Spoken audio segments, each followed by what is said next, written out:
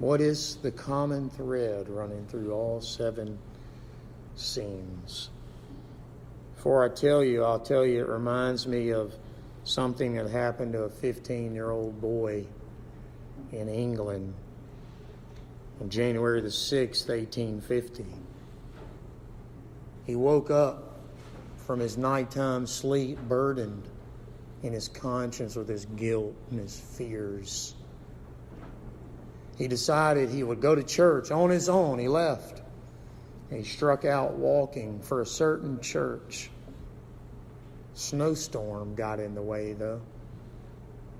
Couldn't go. He took the next road, and there he saw a Methodist church. Didn't know anything about them. He said he knew the Methodists were wont to engage in all kind of ecstatic things, and he said it didn't matter to him what ecstatic things they did if somebody could give him the answer for what to do with his soul. So he wanders into the chapel. The preacher also could not make it to church that morning because of the same snowstorm. You can go to this chapel today. On the left side, I'm told, of this chapel, there hangs a plaque on the wall right about the spot where Charles Spurgeon sat.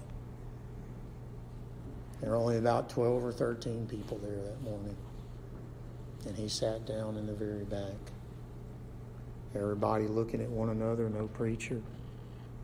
Old farmer got up, came up to the pulpit.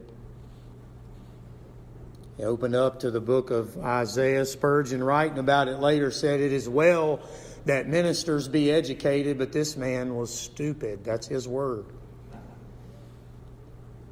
And he said he stuck to his text because he had nothing else to say. And it didn't take long, he said, and he reached the end of his tether. In other words, he didn't have anything else to say. But how God used a weak man that day. He opened up Isaiah and he read his text. "Look unto me and be ye saved, all the ends of the earth. For I am God and there is no other." The man went on to say, it doesn't take much to look. You needn't even pick up your foot or run to look. He says even a child can look. An old person can look. A man, a woman, a boy, a girl, anyone can look. He went on and he stopped and then he paused and he pointed at Spurgeon. And he said, "Young man, you look miserable." And Spurgeon said, "I did. I just had not been accustomed to having it pointed out from the pulpit." And he said, "You will be miserable in life and you will be miserable in death unless you obey my text." And he said he went on again to say, "Look unto me." Spurgeon said he told me to look so many times, eventually I looked. And he said, "I looked." And he wrote back on it another time. He said, "In that day I saw the streams of love," as the hymn says, "and redeeming love has been his theme and shall be till he die." He said, "I looked until I nearly looked my eyes out of my head. And I did see the sufficiency of Christ, and I did believe in him." And he said assurance was given to him that his sins were forgiven. Later he wrote about it. He was sitting in his study as how he came to the doctrines of grace. He started asking himself, how did I become a Christian? And he said, well, I was burdened that day. I went to the church. Why did I go to the church? He said, well, the snowstorm directed me there. Well, I had never seen the snowstorm. I had stayed in bed. Why did you get out of bed to go to church? I was burdened about my sins. How came I to be burdened about my sins? Well, I had been reading the Scriptures. How came I to read the Scriptures? And he said, I saw at once that God was at the bottom of it all. And he said, I ascribe my change wholly to God, and from this doctrine I have not departed to this day. That is the main point of Acts 16 and the story of the beginning of the church at Philippi. To put it simply, this is the church plant that nobody planned. Timothy wasn't planning it. He's just sitting over in Lystra, profiting over there, and Paul took him. Scene 2, Paul and Silas didn't plan it. They're trying to go here and there and everywhere. They didn't mean to come here and plant a church. Scene 3, Lydia didn't plan it, right? She was just on a business trip selling purple fabric. The scene right before that, Philip of Macedon, Alexander the Great, Octavian, Anthony, all these people, they didn't plan it. They didn't plan for the Ignatian way to be used for these apostles to travel down and make their way to Philippi.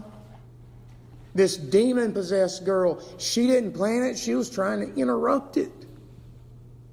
The jailer didn't plan it. He was just simply trying to do a good job. The magistrates sure didn't plan to be shamefully escorting someone right out of town. Yet it happened. Why? God planned it. God is the common theme between why Timothy was picked up in the first scene.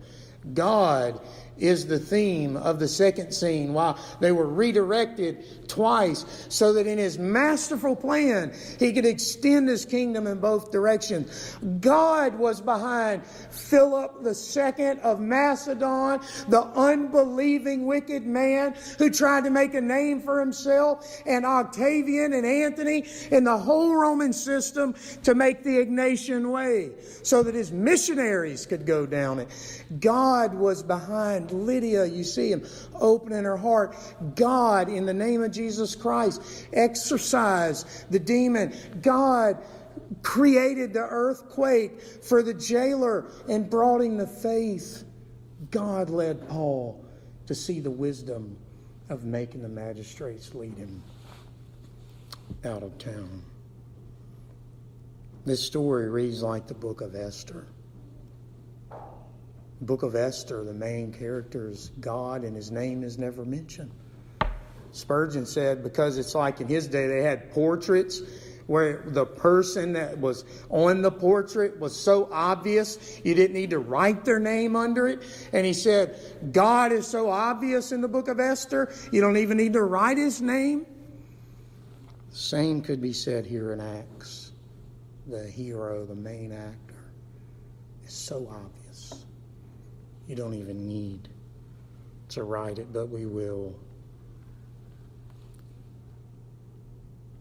Therefore, a decade later, doesn't the words ring with so much meaning?